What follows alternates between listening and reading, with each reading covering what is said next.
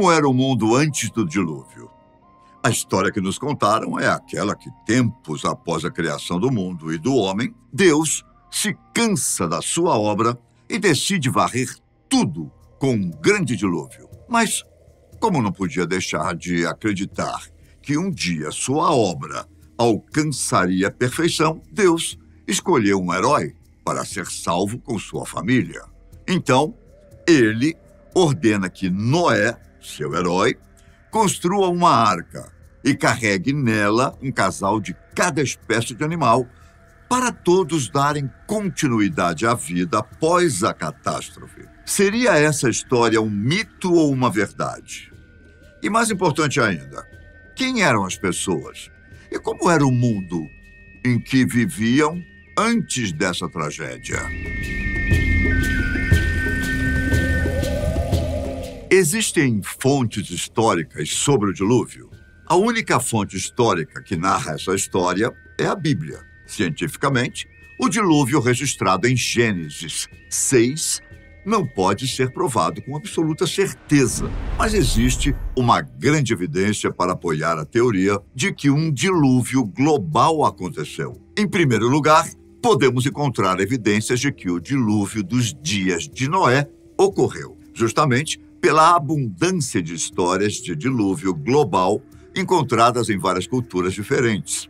Entre elas estão as histórias dos antigos babilônios, dos nativos americanos, aborígenes australianos, astecas, romanos, gregos, chineses, maias e muitos outros, que compartilharam, inclusive, diversas semelhanças com o relato de Gênesis, incluindo um Deus irado e pessoas que sobreviveram ao dilúvio em um barco. Também existe a questão da evidência física encontrada na superfície da Terra, considerando que os fósseis são encontrados em muitas camadas sedimentares, que formam 75% da superfície terrestre. É comum encontrar cemitérios de fósseis maciços, que consistem em restos fósseis misturados, esmagados e contorcidos, que dão a aparência de um grande número de animais destruídos simultaneamente por uma força incrível.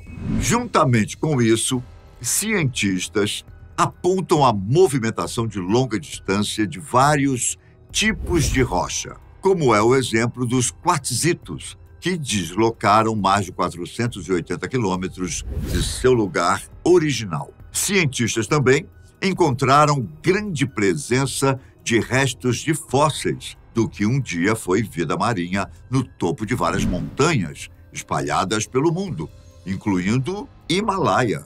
Mas, como não foram capazes ainda de encontrar uma teoria alternativa que explicasse esse fenômeno, então podemos considerar que isso também é prova do grande dilúvio. Assim, fica mais fácil acreditarmos que o relato da Bíblia oferece, sim, um cenário plausível para o que aconteceu durante o tempo de Noé.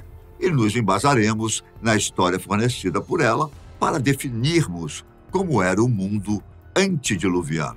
Qual foi o tempo de Noé na Terra?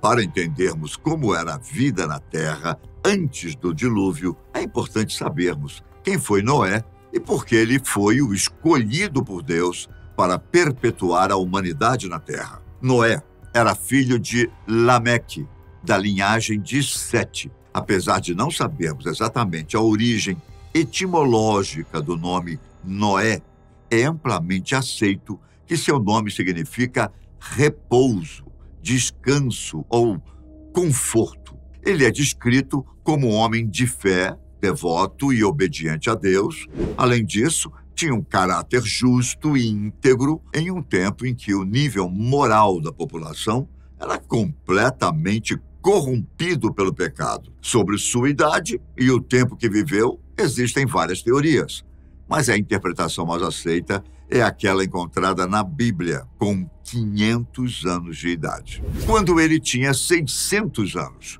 veio o dilúvio sobre a terra.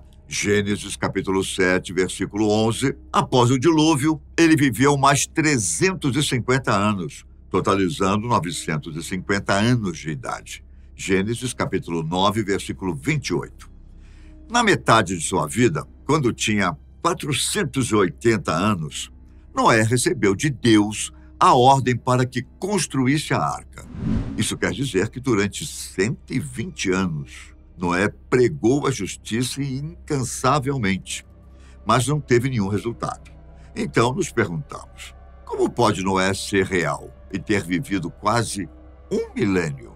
Historiadores afirmam que essa enorme diferença sobre a longevidade do homem dos primórdios pode ser um dos muitos erros de tradução do hebraico antigo para o grego e latim, misturado com a perda de contexto. Se o povo hebreu começou a utilizar o calendário solar, na verdade lunisolar, a partir do Êxodo, é bastante provável que todas as datas até esse período digam respeito à medição do tempo ainda em lunações e a partir do Êxodo, ou seja, em anos lunisolares, depois anos solares.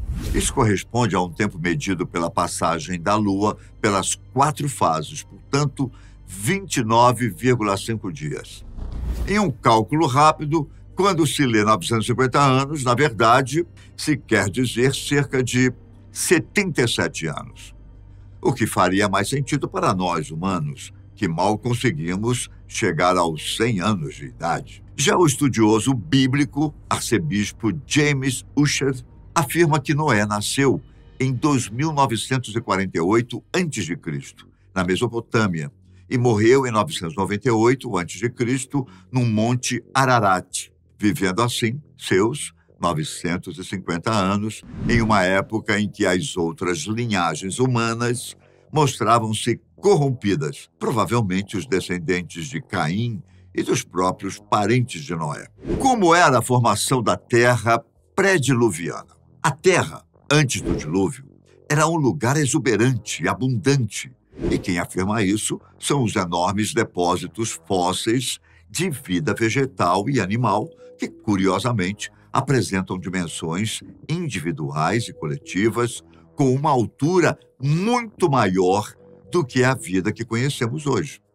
Tudo isso dependeria de condições ambientais distintas das que o planeta apresenta atualmente. Vamos tentar recriar uma imagem do mundo antes do dilúvio, mas sabendo que, em parte, estaremos especulando, porque cientificamente não foi possível estabelecer certezas sobre o assunto. Vamos delinear, então, o mundo pré-diluviano através do quadro bíblico e à luz dos recentes dados científicos que temos, sem, obviamente, mudar ou distorcer o que a palavra de Deus diz. O dossel de água.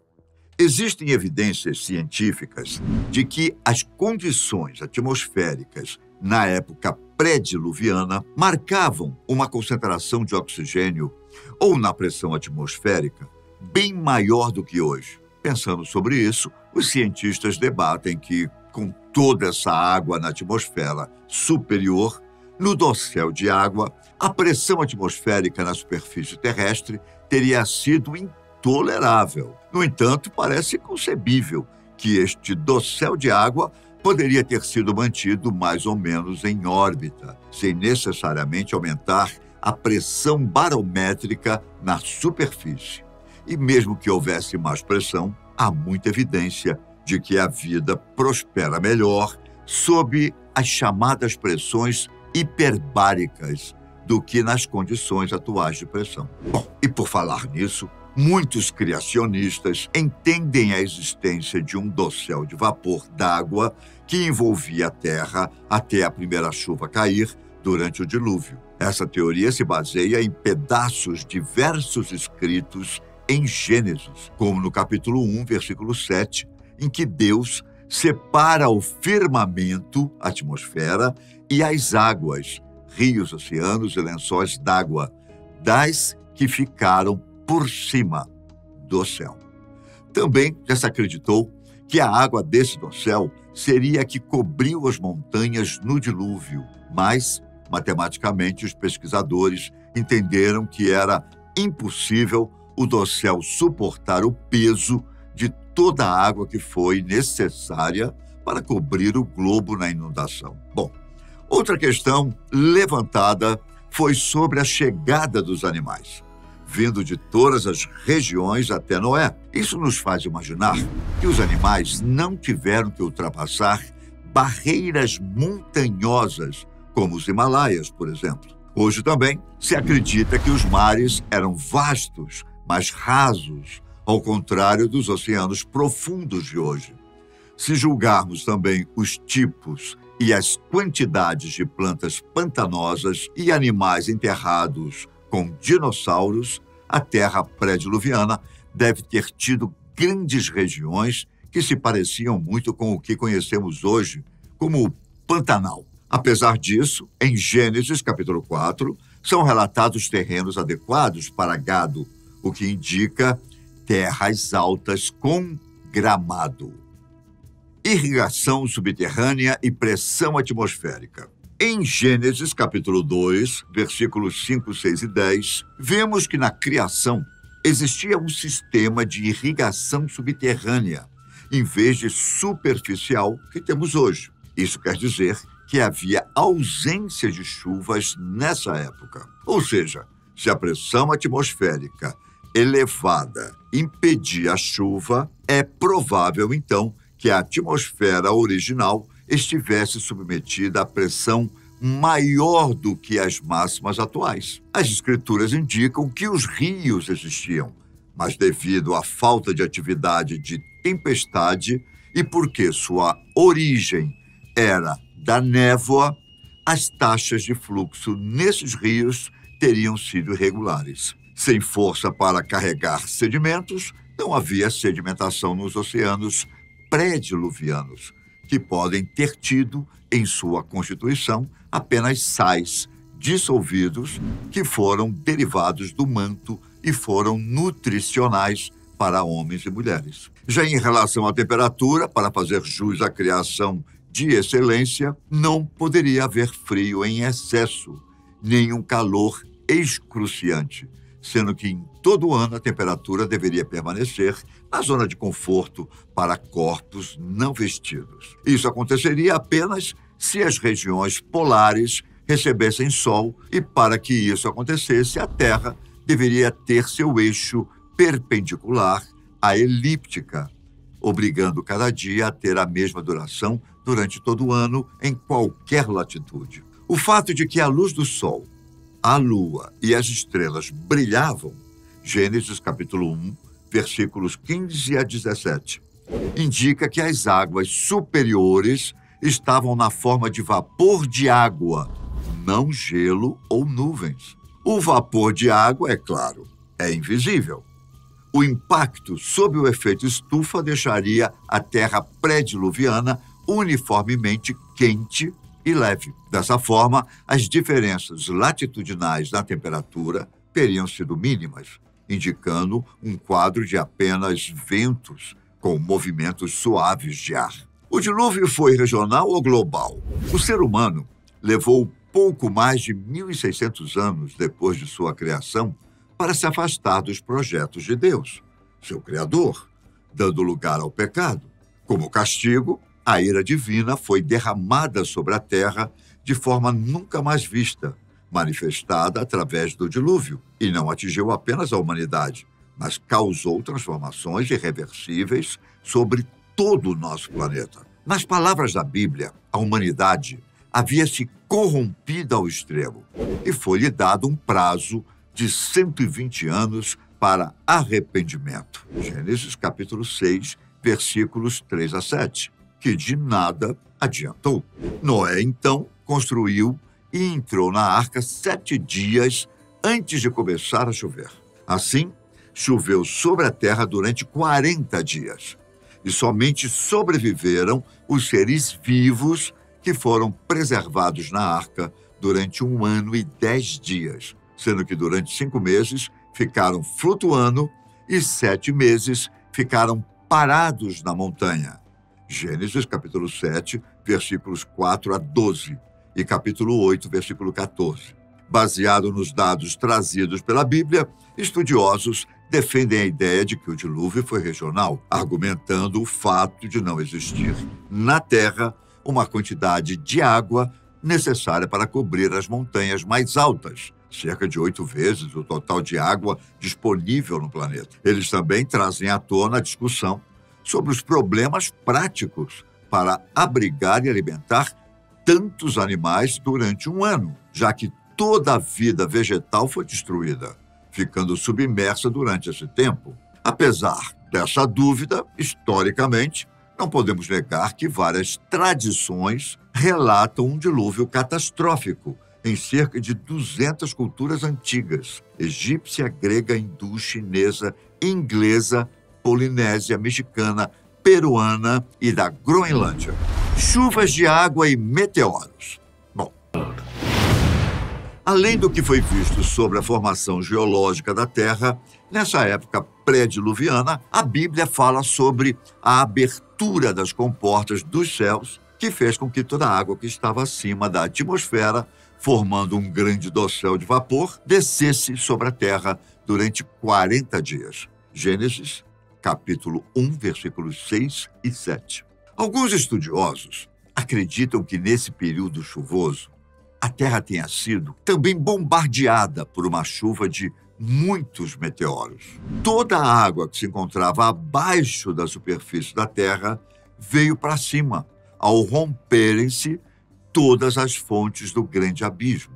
As águas que desceram do céu e as que vieram do subsolo foram suficientes para cobrir as montanhas mais altas, porque a superfície terrestre era bem mais plana naquele período e porque as montanhas atuais foram formadas por compressão ou sobreposição da crosta terrestre, na época em que as placas continentais estacionaram e todo esse material foi se projetando para cima, o que não tinha acontecido ainda na Pangeia, continente único até aquele momento. O fato é que a Bíblia relata os acontecimentos de forma bastante resumida, trazendo 2000 anos de história que são relatados do capítulo 2 ao capítulo 12 de Gênesis, e mostrando assim que seu objetivo não é comprovar cientificamente os fatos, mas traçar a história da humanidade para que possamos compreender melhor a questão do pecado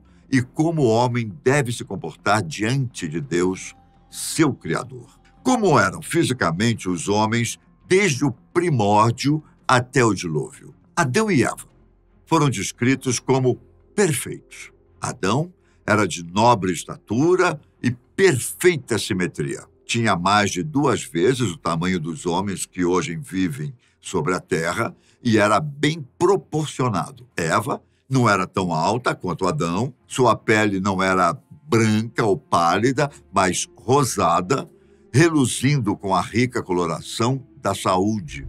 Dos seus descendentes, Sete era de estatura mais nobre do que Caim ou Abel e se parecia muito mais com Adão do que os outros filhos.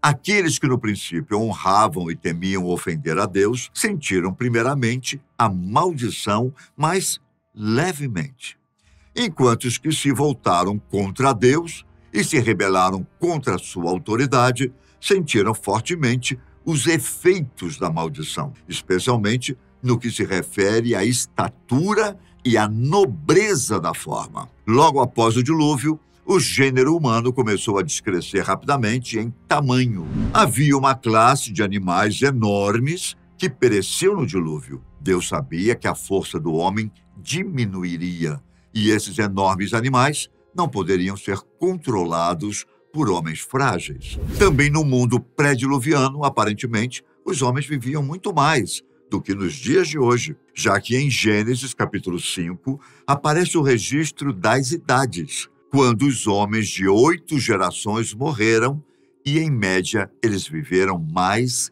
de 900 anos. Seja como for, logo após o dilúvio, observa-se uma queda acentuada na longevidade humana e podemos supor que ela veio acompanhada também de uma queda na longevidade da fauna de um modo geral. Sobre essa questão da longevidade pré-diluviana, quando nos perguntamos quais fatores poderiam estar associados e que se perderam depois do dilúvio para que o tempo de vida dos homens fosse reduzido tão drasticamente, uma resposta imediata vem à mente: o clima. Uma catástrofe como um dilúvio global causaria profundas e duradouras transformações em todo o planeta e em seus habitantes.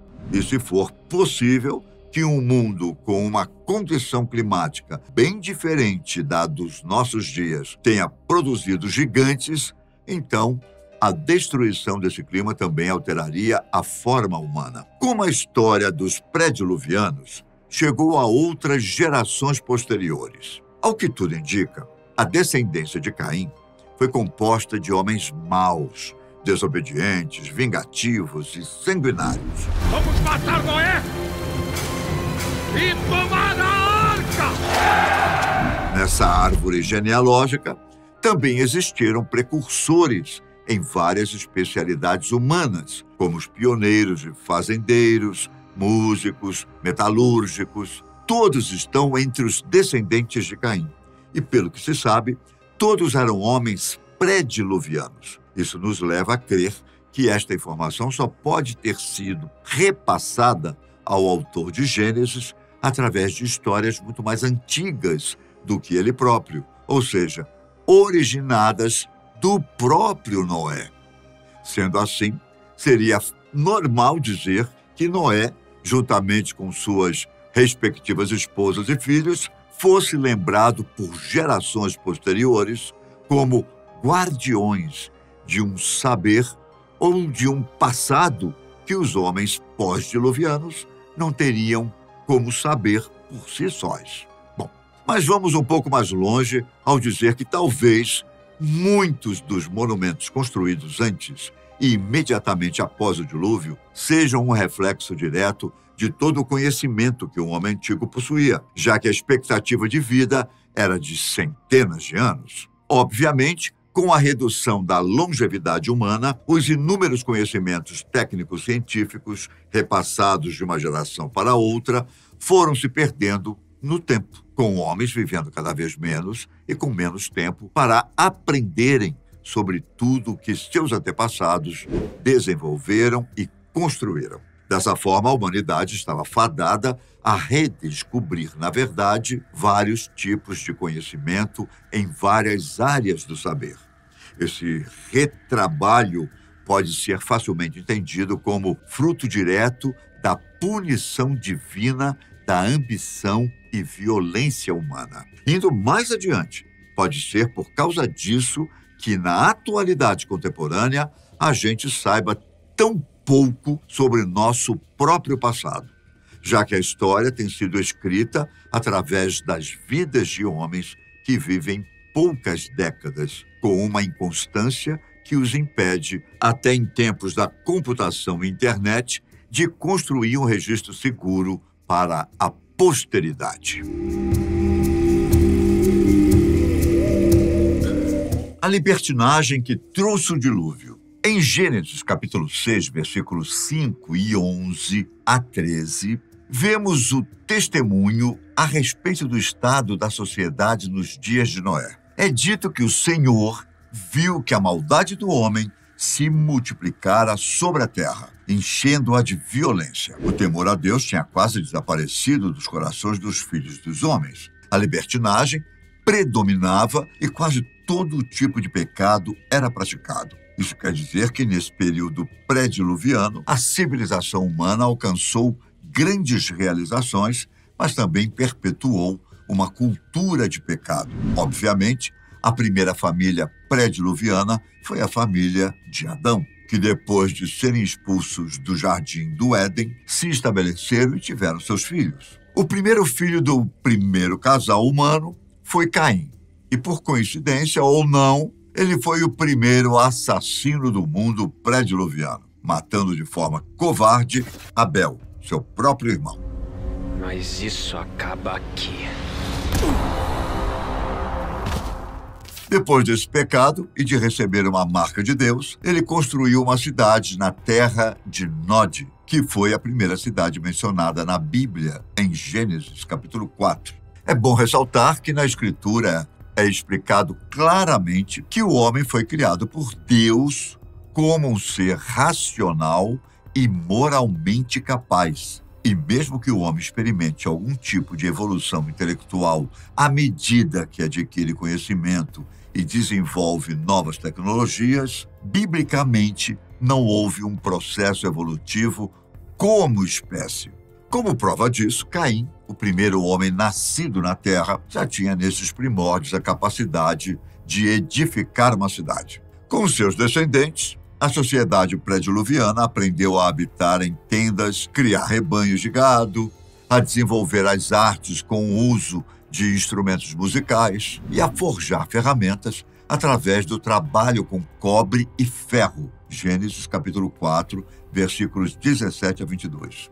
Ao que se relata na Bíblia, o estilo de vida pecaminoso adotado por Caim rapidamente se propagou e logo se vê relatos de que seus descendentes adotaram a poligamia e cometeram até mesmo duplo homicídio. Gênesis capítulo 4, versículos 18 a 24. A Bíblia também diz que no período pré-diluviano, os filhos de Deus se misturaram com os filhos dos homens. Alguns intérpretes defendem que isso significou uma mistura entre seres espirituais e humanos, como se anjos caídos tivessem relações com mulheres na Terra. Mas a interpretação mais aceita foi a de que essa mistura se tratou da degeneração humana promovida pelo relacionamento de pessoas piedosas com pessoas ímpias, de modo que rapidamente a impiedade prevaleceu e caracterizou toda aquela civilização. Desta forma, a linhagem piedosa de Sete foi o ramo da humanidade que preservou o conhecimento de Deus. O conhecimento do homem pré-diluviano. Chegando no tempo de Noé, a Bíblia mostra como ele já tinha a capacidade e os recursos necessários para construir uma grande arca conforme as instruções divinas, ficando claro que no mundo pré-diluviano havia um forte desenvolvimento tecnológico e cultural, mas a maldade humana foi se tornando cada vez mais aberta e ousada. E os fortes não somente usurparam os direitos dos fracos, mas os forçaram a cometer atos de violência e crimes. Vale ressaltar que naqueles tempos primitivos, o crescimento era lento e constante, e os homens não alcançavam a maturidade tão cedo, nem suas forças se esvaíam tão rapidamente. Como foi dito, seu intelecto era de uma ordem elevada, forte e, claro, com suas raras capacidades para planejar e executar. Se tivessem se dedicado ao serviço de Deus, teriam correspondido ao propósito pelo qual ele lhes dera a vida. Porém, deixaram de fazer isto e se corromperam pela carne. Para se ter uma ideia mais clara, os pré-diluvianos faziam templos de árvores para se glorificarem, mas acabavam por maldizer ao Criador, mostrando nos templos cenas de prazer e maldade. Havia ouro, prata e pedras preciosas em abundância, mas usavam isso apenas para satisfazer os desejos de seu orgulhoso coração.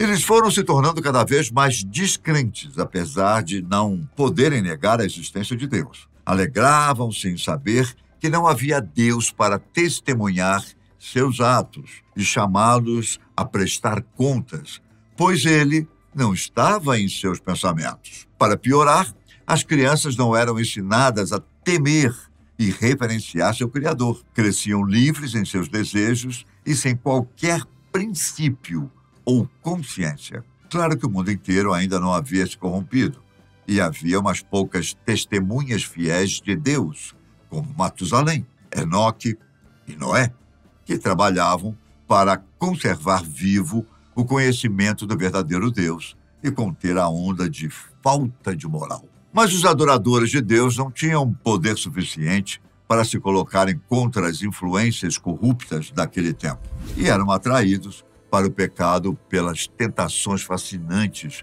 que constantemente apareciam diante deles. A mensagem dada por Noé nos 120 anos entre a construção daquele estranho barco E o dilúvio estimulou perguntas e instigou a curiosidade das pessoas.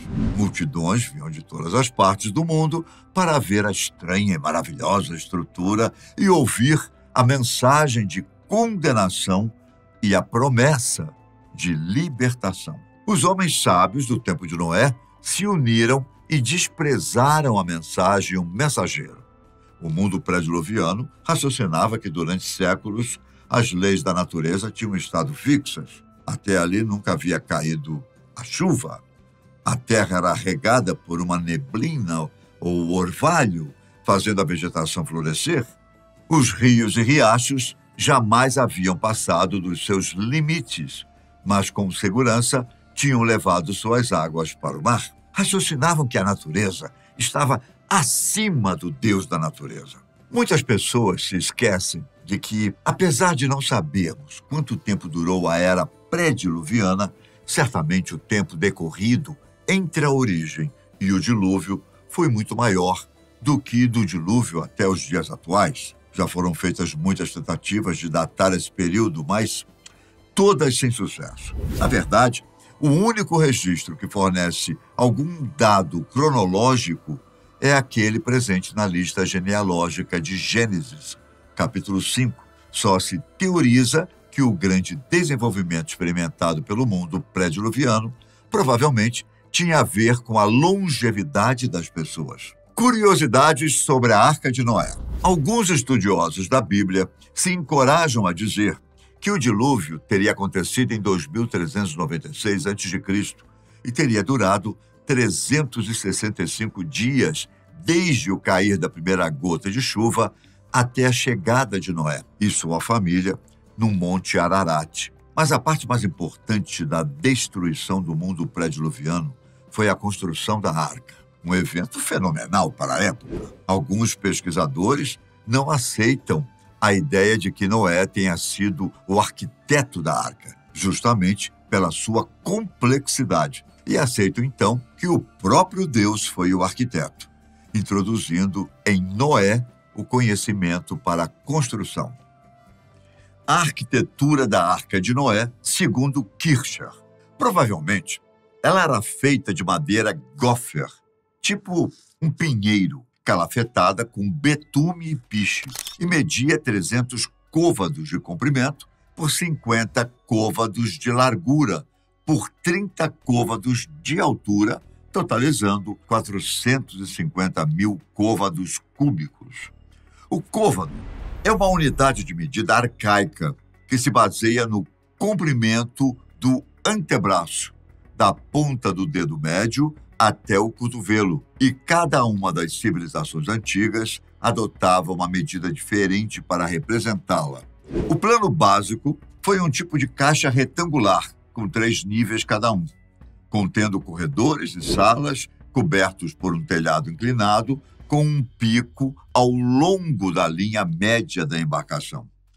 No último nível, havia aberturas por onde os excrementos eram despejados. Obviamente que essa visão da arca foi realizada por um escritor chamado Kircher, que levou ao pé da letra as descrições bíblicas, mas repetimos que não há verdade absoluta, já que a palavra foi interpretada por humanos que não presenciaram o evento e se baseiam no livro mais antigo do mundo. Kircher fundamentou suas explicações arquitetônicas em importantes tratados da época, como o de Vitrúvio, e em obras como a do Santo Agostinho, com o objetivo de levar maior confiabilidade aos seus leitores. Mesmo assim, contradições bíblicas não foram respondidas, como a existência de gigantes habitando a Terra naquela época, e que o próprio Noé poderia ser um gigante. Porém, se a arca tivesse sido construída seguindo as dimensões descritas no livro de Gênesis, a embarcação não seria grande o suficiente para acomodar Noé e sua família, além dos animais. Bom, em um estudo da Universidade de Leicester, pesquisadores chegaram à teoria de que a Arca de Noé poderia transportar até 70 mil animais, sendo 1,2 milhão de espécies catalogadas. 5,5 mil mamíferos, com uma espécie de mamífero para cada 312 espécies de artrópodes. E mesmo com todo esse peso, somado ao peso de sua estrutura, ela poderia sim flutuar. O significado do dilúvio para as pessoas de todas as épocas. Em primeiro lugar, o dilúvio é um lembrete da graça de Deus. Quem não crê, acha julgamento, e quem crê, acha que é uma graça. Gênesis capítulo 6, versículo 8. Precisamos lembrar que o tempo em que Deus falou a Noé do dilúvio e o tempo em que aconteceu serão separados por 120 anos, em que os incrédulos experimentaram a graça de Deus conforme proclamado pelo Evangelho. Aqueles que agiram com indiferença à graça que receberam não foram salvos. Eram aqueles que concluíam que Deus não se importava nem se incomodava com os pecados dos homens. Por outro lado, Noé entendeu a graça como uma oportunidade de se relacionar intimamente com Deus, evitando assim o desprazer e a ira divina. Noé se dedicou a Deus durante muitos anos de sua vida, enquanto que os demais homens da época se divertiam com o prazer da carne. Hoje em dia, assim como nos dias de Noé, o pecador perdido vê a vida e se pergunta como Deus pôde existir e não fazer nada concreto para arrumar as coisas, concluindo assim que ou Deus está morto ou realmente não se importa com o estado de degradação do mundo.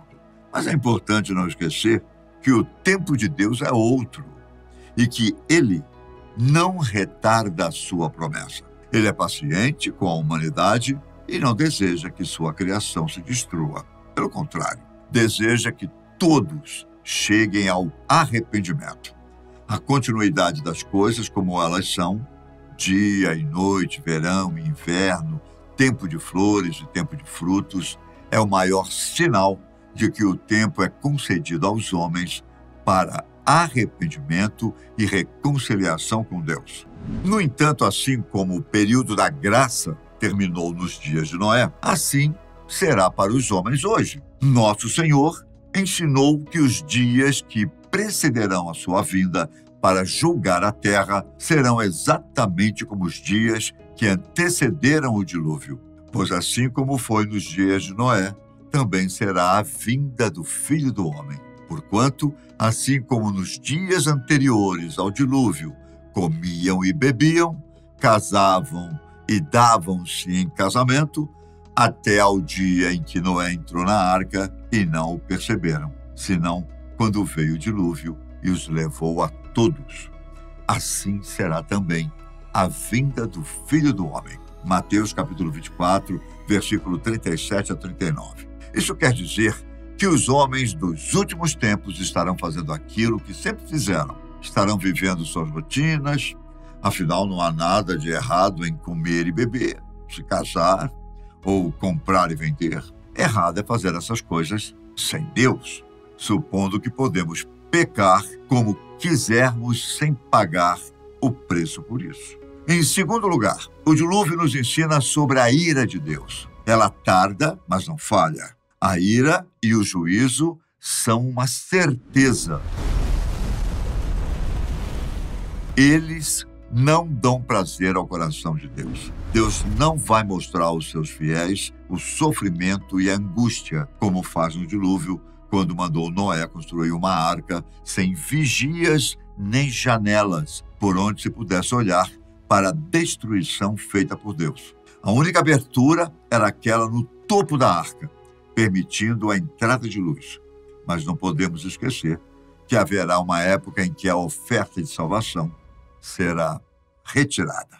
No caso de Noé, precisamos observar que o caminho de Deus para a salvação era restritivo, já que havia apenas um meio de salvação, uma arca, e somente uma porta. Os homens não poderiam ser salvos do jeito que quisessem, mas sim do jeito de Deus. A salvação da arca também tinha fins educativos. Para aqueles da época de Moisés, ela foi um tipo de Cristo. A diferença entre quem foi salvo e quem morreu no dilúvio foi a diferença entre estar dentro ou fora da arca. Apesar disso, todos passaram pelo dilúvio, tanto quem foi salvo como quem morreu. Todos sabiam da sua existência e foram informados da advertência de Deus sobre o julgamento vindouro. Alguns escolheram ignorar esses fatos, embora Noé os tenha alertado. Você imagina o tamanho da fé de Noé, que provavelmente nunca tinha visto uma chuva ou mesmo ouvido o estrondo de um trovão? No entanto, Deus disse que viria um dilúvio e que ele tinha de construir uma arca. Noé acreditou em Deus e agiu de acordo com a sua fé. A fé que Noé tinha não era uma fé acadêmica, conceitual, mas uma fé ativa, uma fé prática. Ele passou 120 anos construindo aquela arca, comprometido com o Deus que ele conhecia.